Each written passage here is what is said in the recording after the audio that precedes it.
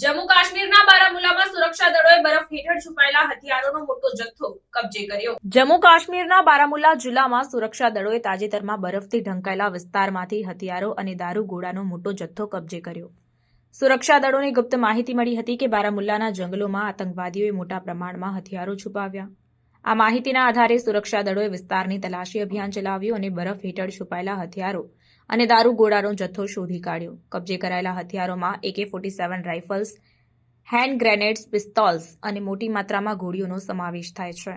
આ શોધથી સ્પષ્ટ થાય છે કે આતંકવાદીઓ આ વિસ્તારમાં હિંસાત્મક પ્રવૃત્તિઓ માટે તૈયારીઓ કરી રહ્યા હતા।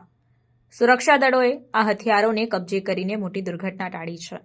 આ અભિયાન દરમિયાન સુરક્ષા દળોએ સ્થાનિક લોકો સાથે પણ સંપર્ક સાધ્યો અને તેમને આતંકવાદીઓની શંકાસ્પદ પ્રવૃત્તિઓ અંગે સતર્ક રહેવા અને કોઈપણ શંકાસ્પદ માહિતી તાત્કાલિક શેર કરવાની વિનંતી કરી। આ ઘટનાથી સ્પષ્ટ થાય છે કે સુરક્ષા દળો સતત સતર્ક છે અને આતંકવાદી પ્રવૃત્તિઓને નિષ્ફળ બનાવવા માટે સક્રિય છે।